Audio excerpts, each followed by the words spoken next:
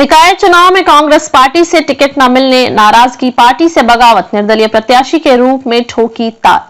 जसपुर से प्रदीप श्रीवास्तव की रिपोर्ट। जसपुर नगरपालिका पद पर 3 बार आसीन रहे मोहम्मद उमर सिद्दीकी के निधन के बाद कांग्रेस पार्टी से उनके पुत्र मोहम्मद अनीस अहमद उर्फ रूबी ने अपनी दावेदारी, जिस पर पार्टी के जसपुर के अन्य युवक को अपनी पार्टी का दावेदार बनाते हुए, विश्वास जताते हुए, भरोसा करते हुए मोहम्मद आबिद नूरी को अपना प्रत्याशी घोषित कर दिया, जिस पर 3 बार अध्यक्ष रह चुके मोहम्मद उमर सिद्दीकी के पुत्र मोहम्मद अनीस उर्फ रूबी व उनके समर्थकों ने टिकट न होने पर पूर्व अध्यक्ष रहे मोहम्मद उमर सिद्दीकी के निवास पर इकट्ठा होकर कांग्रेस पार्टी के प्रति नाराजगी जाहिर करते हुए जसपुर से कांग्रेसी विधायक आदेश सिंह चौहान पर नाराजगी जाहिर करते हुए टिकट की खरीद फरोख्त के भी आरोप लगाए। साथ ही पार्टी से बगावती सुर में निर्दलीय प्रत्याशी के रूप में नामांकन पत्र दाखिल करने का निर्णय लेते हुए जसपुर निकाय चुनाव में अध्यक्ष पद पर अपनी ताल ठोक दी है।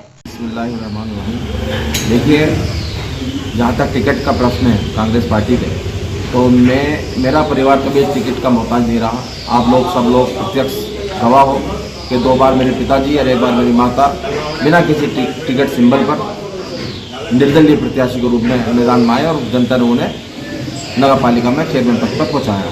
जहाँ तक मेरे टिकट का सवाल था, क्योंकि कांग्रेस पृष्ठभूमि के होने के नाते 2022 में मेरे पिताजी ने बीमारी की अवस्था में, बीमारी की हालत में आदेश सिंह का इलेक्शन लड़ाया, क्योंकि उनका बहुत विरोध था, जनता में बहुत विरोध था। मगर मेरे पिताजी के चेहरे पर जनता, खासतौर से मुस्लिम समाज एक हुआ, राजेश सिंह के साथ आकर खड़ा हुआ और हमने भी बहुत मेहनत की। इसी को दृष्टिगत रखते हुए हमने सोचा, कुछ साथियों की राय हुई कि आप कांग्रेस का सिंबल पर चुनाव लड़िए। हमने निवेदन किया और हमें आश्वासन था पूरा, और राजेश सिंह चौहान जो विधायक हैं वो हमें देहरादून पार्टी अध्यक्ष से प्रताप सिंह जी से मिलवा के लेकर आए थे, और यहाँ तक कि पर्चा कब भरा जाएगा ये सब डिस्कशन हो चुकी थी। मगर एंड में आके वही हुआ जो सबको डर था।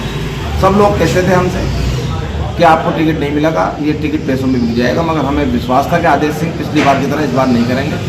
मगर हुआ वही जो लोगों की आकांक्षा थी। आदेश सिंह ने ना तो हमारे पिताजी की कुर्बानी देखी, ना हमारी मेहनत देखी, और ना ही जनता की आवाज़ सुनी, और तमाम कुर्बानियों को, तमाम जनता की आवाज़ को दरकिनार करते हुए उन्होंने एक पैसे वाला का साथ दिया, पैसा का साथ दिया। देखिए, अगर गत रात की आप बात करेंगे, गत रात्रि की, तो मेरे कार्यालय पे लगभग 2000 आदमी इकट्ठे हुए, जिन्होंने स्पष्ट रूप से जो है मुझे आदेश दिया, क्योंकि मैं जनता का सेवक हूँ, जनता का नौकर हूँ, कि आपको जो है निर्दलीय प्रत्याशी के रूप में नामांकन करना है।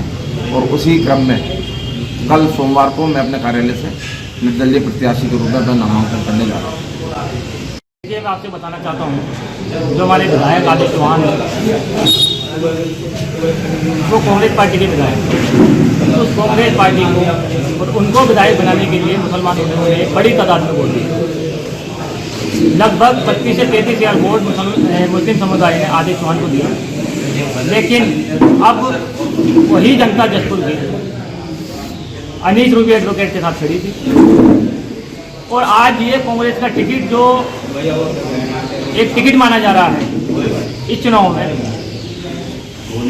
उस टिकट में कल और परसों तक ये फाइनल हो चुका था जनता में कि अनीस रूबी एडवोकेट को टिकट जो है वो टिकट दिया जाएगा।